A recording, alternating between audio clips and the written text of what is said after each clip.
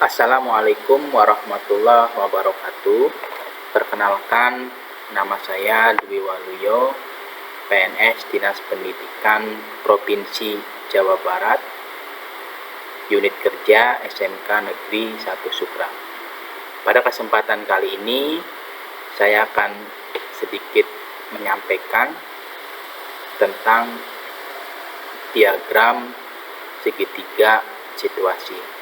Hal ini penting disampaikan kepada siswa-siswi di sekolah supaya siswa-siswi ini bisa secara tepat dalam bertindak, berpikir atau mengelola perasaannya dalam setiap menghadapi situasi atau permasalahan yang mungkin saja bisa ditemui dalam kehidupan sehari-hari.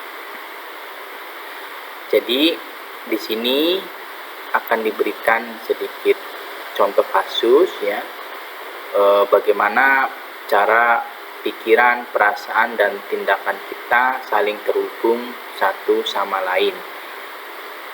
Kita dapat memilih cara yang lebih produktif dan positif untuk mengungkapkannya atau mengatasinya. Di sini ada kasus yang pertama. Bayangkan ada dua orang, Rina dan Yosua, yang mengalami perasaan yang sama. Ketidakpastian tentang masa depan mereka.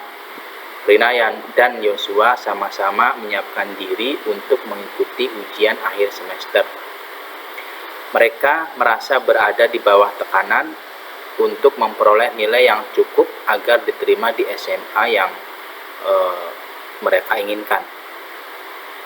Untuk Yosua menyampaikan masalah itu, kemudian berbicara kepada orang tuanya tentang kekhawatirannya, dan mereka membantu mengidentifikasi tema pelajaran apa yang paling dia kuasai dan apa yang perlu dia pelajari lebih lanjut.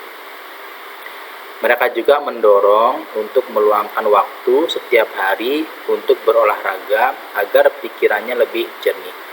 Sementara Rina tidak memberitahu siapapun tentang kekhawatirannya dan menghabiskan waktu setiap malam belajar sampai dini hari.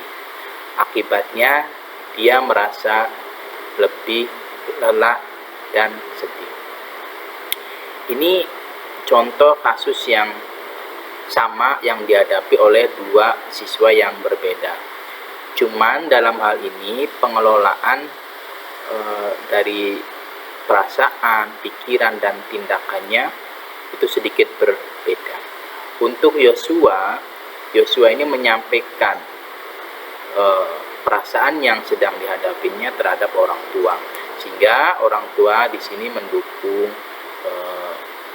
apa yang harus dan mesti dilakukan oleh Yosua. Sementara untuk Rina, dia tidak menceritakan kepada siapapun. Dia hanya menyimpan dalam dirinya sendiri tentang perasaan yang sedang dihadapi. Sehingga akibatnya Rina merasa lelah dan sedih. Ini adalah dua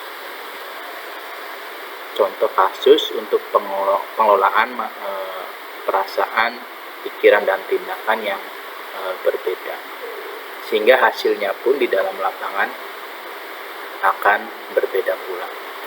Nah, ini juga ada contoh kasus yang kedua juga sama, membandingkan tentang manajemen pengelolaan situasi yang berbeda. Di sini disampaikan ini ada segitiga situasi. Ini yang dimana ini ada situasi, kemudian peran pikiran, perasaan dan tindakan pada sebuah konsep manajemennya. Kita harus tahu dulu apa itu yang dimaksud dengan situasi. Situasi adalah hal yang terjadi yang membuat kita berpikir, merasakan, atau bertindak dengan cara tertentu. Misalnya, hal tersebut bisa berupa sesuatu yang seseorang katakan atau sesuatu yang kita lihat atau lakukan. Pikiran menggambarkan pikiran yang ditimbulkan oleh sebuah situasi. Bagaimana kita menafsirkan situasi tersebut? Apa artinya bagi kita? Perasaan menggambarkan bagaimana pikiran kita dapat membuat kita merasakan sesuatu, mengingatkan siswa-siswi bahwa semua perasaan dapat dijelaskan dalam satu kata. Sementara tindakan menggambarkan reaksi kita terhadap sebuah situasi atau bagaimana kita mengekspresikan perasaan yang kita rasakan.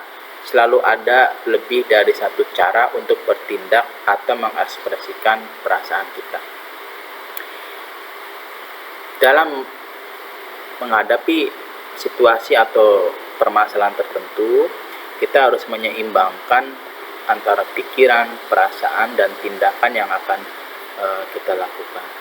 Supaya apa? Supaya kita tidak menjadi stres atau tertekan dalam menghadapi situasi atau kondisi tertentu. Nah, hal ini perlu disampaikan terhadap siswa dan siswi yang notabene-nya adalah remaja-remaja yang masih mayoritas belum stabil secara emosinya. Ini perlu disampaikan supaya apa? Supaya dalam menghadapi situasi tertentu, siswa-siswi kita ini tidak melakukan tindakan-tindakan yang dilarang, baik oleh agama maupun hukum di negara kita. Demikian penjelasan yang bisa saya sampaikan. Kurang dan lebihnya mohon maaf. Wassalamualaikum warahmatullahi wabarakatuh.